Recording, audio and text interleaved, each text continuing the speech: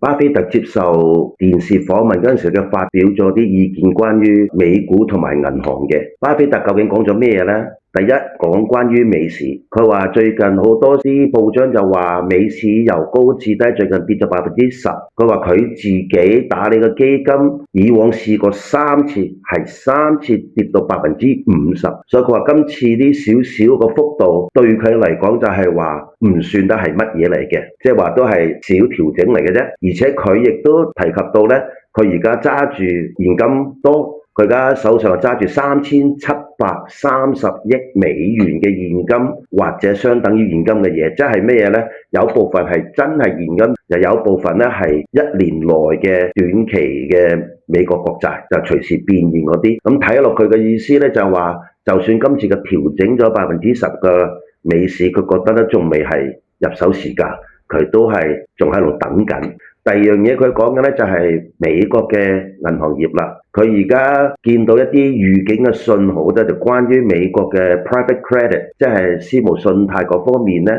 已經有啲預警信號出咗嚟。咁佢就話，因為銀行同呢啲咁嘅私募信貸嘅關係密切，如果真係私募信貸嗰邊有啲咩問題咧，可能好迅速咁蔓延到去銀行嗰邊，而一路咁燒落嘅話咧，形成一個銀行嘅體制都成問題。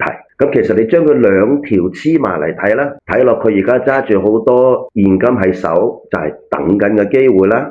即係話美市未夠平，佢都未曾去入市。有乜嘢可能會觸發到美市再會大調嘅話呢？可能就係呢個所謂 private credit， 即係私募信貸呢個產業呢度啦。希望大家呢啲信息係俾你攞嚟參考一下。你有咩意見喺評論區發表一下，關注我投資理財不迷路。大家好，我係詹教授。